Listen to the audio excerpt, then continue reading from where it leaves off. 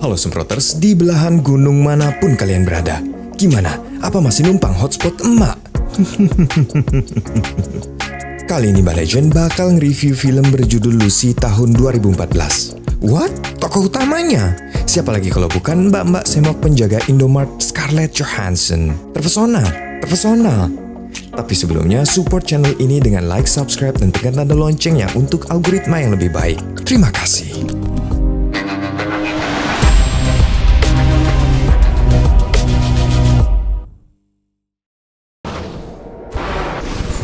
Di antara hiruk-pikuk kota Taipei, seorang mahasiswi mulus bernama Lucy terlihat sedang berdebat dengan mantan pacarnya.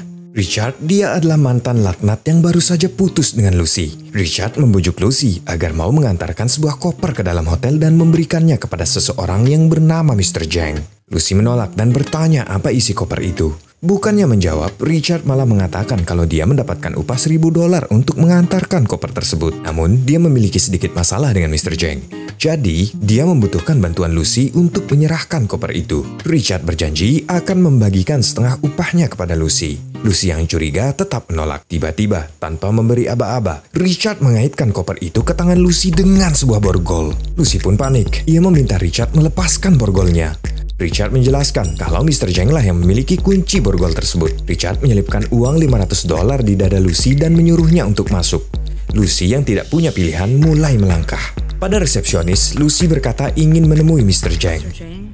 Beberapa saat kemudian, sekelompok pria Cina botak bertubuh kekar mirip Raja Podcast Indonesia menghampiri Lucy. Dari kejauhan, Lucy melihat Richard di depan hotel tiba-tiba dieksekusi.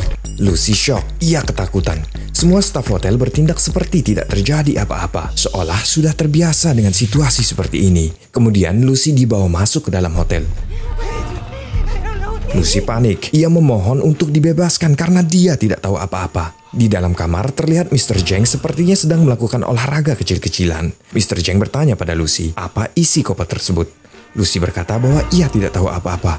Kemudian Mr. Zhang menuliskan sebuah kode. Itu adalah kode untuk membuka koper. Mr. Zhang lalu berjalan meninggalkan Lucy. Ia berlindung di balik dinding dan berteriak menyuruh Lucy untuk membuka kopernya. Sebagai orang penting, Mr. Zhang bertindak waspada. Bisa saja koper yang dibawa Lucy berisi sebuah bom. Lucy gemetar. Ia panik. Anak buah Mr. Zhang menodongkan pistol ke arah Lucy agar segera membuka kopernya. Tak punya pilihan lain, Lucy membuka kopernya. Setelah terbuka, tidak terjadi apa-apa. Ternyata isi koper itu adalah 4 bungkus bubuk berwarna biru. Mr. Zhang kembali masuk ke dalam ruangan. Anak buahnya menyeret seseorang untuk duduk di seberang meja. Kemudian menyuruh orang itu untuk menyedot bubuk biru di hadapannya. Tubuh pria itu bereaksi. Pria itu mulai tertawa terbahak-bahak. Tepat di hadapan Lucy, Mr. Zhang mengeksekusi pria itu tanpa belas kasihan. Mr. Zhang lalu menawari Lucy sebuah pekerjaan. Tanpa berpikir 2 kali, Lucy langsung menolak. Namun dia malah dipukul hingga tak sadarkan diri. Di tempat lain, seorang pria bernama Profesor Norman melakukan presentasi di hadapan ratusan orang. Beliau menjelaskan hasil penelitiannya yang menyebutkan jika selama ini dengan semua kemajuan yang telah diraih oleh umat manusia di dunia hanya mampu menggunakan 10% saja dari kemampuan otaknya. Satu-satunya makhluk hidup yang menggunakan kemampuan otaknya lebih dari manusia adalah lumba-lumba. Lumba-lumba menggunakan 20% dari kapasitas otaknya. Membuat hewan ini bisa memetakan lokasi secara tepat dan berkomunikasi jarak jauh dengan gelombang sonar layaknya teknologi pada kapal selam. Kembali pada Lucy. Lucy terbangun sempoyongan di dalam sebuah kamar. Ia melihat bekas luka di perutnya yang telah dibungkus oleh perban. Lucy kemudian diseret ke hadapan Mr. Zhang. Seorang anak buah Mr. Zhang memberitahunya jika di dalam perut Lucy terdapat sekantung plastik narkoboy jenis baru bernama CPH4. 3 orang pria kemudian dibawa masuk ke dalam ruangan. Mereka juga memiliki bekas luka di perut yang sama seperti Lucy. Lucy dan 3 orang lainnya ternyata akan dijadikan kurir narkoboy. Mereka diberi paspor untuk pergi ke berbagai negara di Eropa. Mr. Zhang memperingatkan bahwa identitas mereka dan seluruh keluarga mereka telah diketahui. Jika mereka berani kabur atau melapor pada polisi, maka seluruh keluarga mereka akan dibantai tanpa ampun. Dengan kepala ditutup kain, mereka pun dibawa pergi. Beberapa jam kemudian, penutup kepala Lucy pun dibuka, tangannya dirantai. Di hadapan Lucy, seorang anggota geng tertarik melihat tubuhnya. Orang itu mencoba meraba, namun Lucy melawan. Karena kesal, orang itu memukul Lucy. Ia juga menendang perut Lucy berkali-kali. Orang itu kemudian pergi meninggalkan Lucy begitu saja. Akibat tendangan tadi, luka di perut Lucy kembali berdarah. Ternyata paket narkoboy di dalam perut Lucy pun pecah. Terjadi reaksi. Zat kimia itu menyebar masuk ke dalam sel-sel di dalam tubuhnya. Kemudian terlihat hal menakjubkan. Tubuh Lucy bergetar, melawan gravitasi merembet ke dinding hingga ke atas plafon. Di tempat lain, Profesor Norman menjelaskan jika manusia bisa mengakses 20% saja dari kapasitas otaknya, maka dia akan bisa mengontrol setiap sel di dalam tubuhnya dan menyempurnakan setiap indera. Kemudian jika berhasil mengakses 40%, manusia itu akan mampu mengontrol tubuh orang lain dan benda-benda yang ada di sekitarnya. Kemudian seorang hadirin bertanya, Profesor, bagaimana jika manusia bisa mengakses 100% kapasitas otaknya? Norman kemudian menjawab bahwa dia belum bisa membayangkannya. Lucy kembali sadar. Lucy terlihat berbeda. Dia kemudian langsung duduk. Beberapa saat kemudian, seorang anggota geng memasuki ruangan itu. Di hadapan pria itu, Lucy membentangkan pahanya dengan lebar. Melihat serabi Avengers secara gratis terbentang di hadapannya, pria itu tak ingin melewati kesempatan langka ini. Namun sayang beribu sayang sungguh jauh di luar imajinasinya. Lucy malah mengajar pria itu hingga Lucy dapat meraih pistol dan membebaskan diri. Lucy lalu meninggalkan ruangan dan menembak beberapa anggota geng. Lucy kemudian melahap makanan yang ada di atas meja dengan rakus. Sungguh di luar kebiasaan wanita cantik. Lucy lalu mengambil peluru yang menancap di pundaknya tanpa merasakan sakit sedikit pun. Lucy kemudian mengambil beberapa senjata milik geng tersebut dan memasukkannya ke dalam sebuah tas. Lucy kemudian pergi. Di luar, Lucy mengancam seorang supir taksi dan menyuruhnya berkendara menuju rumah sakit. Dalam perjalanan, Lucy merasa aneh. Dia bisa mendengar percakapan orang-orang yang ada di kejauhan dengan sangat jelas. Setelah sampai di rumah sakit, Lucy langsung mencari ruang operasi. Di dalam ruang operasi terdapat dokter yang sedang mengoperasi pasiennya. Pada layar monitor, Lucy melihat dengan seksama hasil CT scan otak pria yang sedang dioperasi. Lucy kemudian menembak mati si pasien dan menyingkirkannya. Lucy menjelaskan kalau kondisi si pasien sudah terlalu parah dan tak mungkin bisa diselamatkan. Tumor di kepala pasien itu sudah menyebar hingga ke tulang belakang. Lucy kemudian menyuruh sang ahli bedah untuk membantunya mengeluarkan bungkusan plastik dari dalam perutnya. Dokter itu ingin memberikan obat bius, namun Lucy menolak. Dokter itu pun mulai bekerja. Sambil menjalani operasi, Lucy menelpon ibunya. Lucy menjelaskan pada ibunya jika saat ini ia bisa mengingat semuanya. Dari sejak dia dilahirkan hingga detik ini. Bahkan ia masih bisa merasakan air susu ibunya di bibirnya.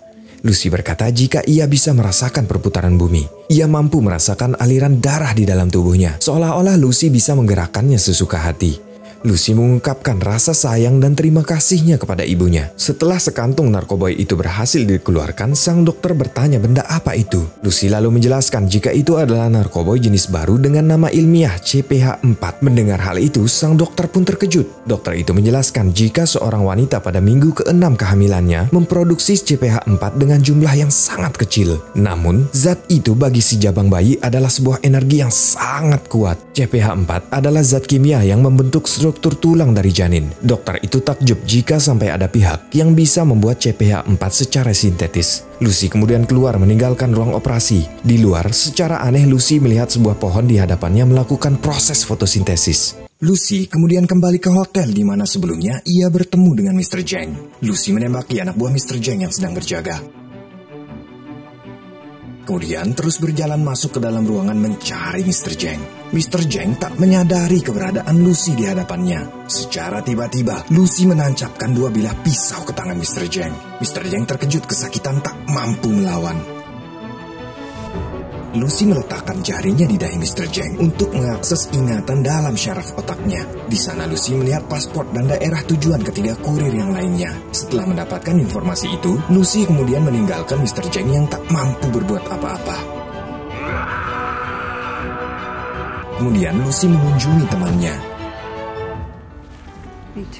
Lucy meminjam laptop dan mulai mencari tahu apa yang terjadi dengan dirinya. Lucy menemukan profil Profesor Norman yang melakukan penelitian terhadap kemampuan otak manusia. Kemudian, Lucy menelpon Profesor Norman. Lucy mengatakan jika ia telah membaca semua makalah Profesor Norman. Dan Lucy merasa Profesor Norman adalah orang yang tepat untuk memahami kasus yang dialaminya saat ini. Awalnya, Profesor Norman mengira bahwa ini adalah lelucon. Namun seketika, ia dikejutkan dengan kemunculan Lucy pada layar televisi di ruangan tempat Norman berada.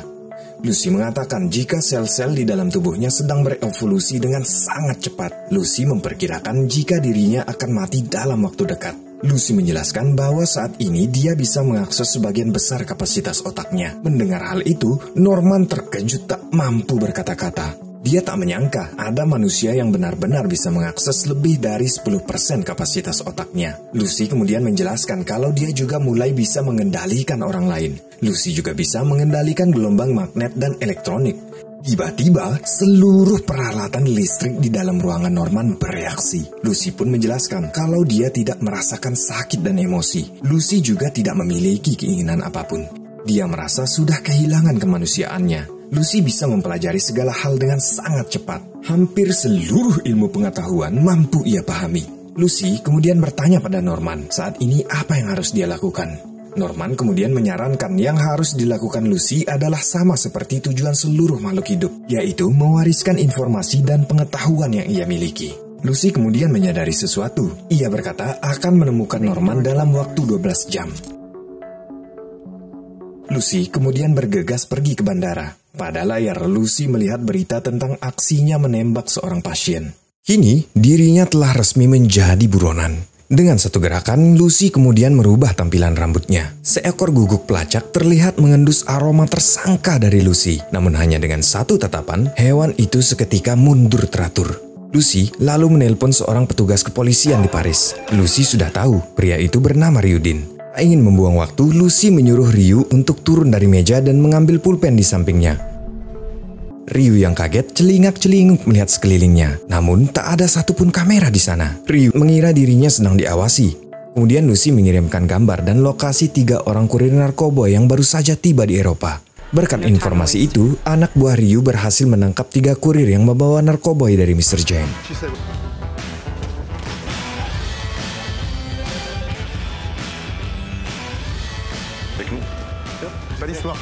Ryudin meminta 3 orang itu agar dikumpulkan di Paris.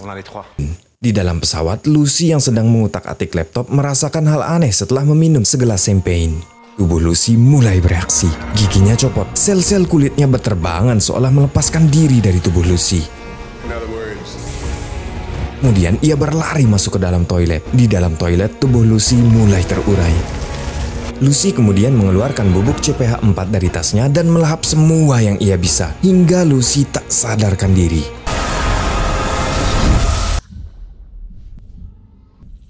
Tiba-tiba saja Lucy terbangun. Dirinya telah ada di rumah sakit. Lucy keluar dari kamarnya. Ternyata dirinya telah dikepung. Di hadapan Ryu, Lucy membuat semua orang yang ada di sana pingsan, menyisakan Ryu seorang diri. Lucy mengeluarkan peluru dari pistol Ryu. Lucy meminta Ryu mengantarnya ke tempat para kurir diamankan. Di jalanan, Lucy bisa melihat gelombang elektromagnetik dari semua alat komunikasi yang digunakan orang-orang. Kemudian Lucy melihat kejanggalan dan memilah-milah sinyal itu. Lucy berhasil mendengar percakapan anak buah Mr. Jang yang akan membobol sebuah rumah sakit tempat di mana 3 kurir narkoboy diamankan. Lucy kemudian menyuruh Ryu untuk menyingkir dari posisi pengemudi dan membiarkan dirinya yang menyetir. Di dalam rumah sakit, beberapa anak buah Mr. Jang telah berada di sana.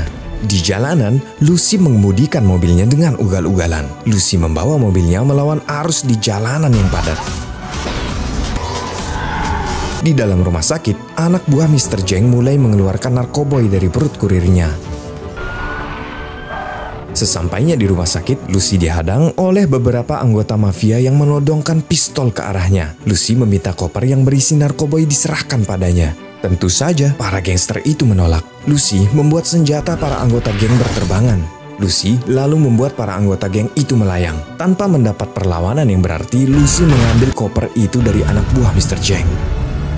Lucy kemudian mengambil 1 bungkus narkoba yang tersisa di perut kurir yang ada di bawahnya. Dan terkumpullah 3 kantong CPH-4 di dalam koper. Lucy kemudian meminta Ryu mengantarnya ke suatu tempat. Di luar rumah sakit, Mr. Jang menyaksikan Lucy berada di dalam sebuah mobil. Ia kemudian menyuruh anak buahnya untuk mengikuti mobil itu.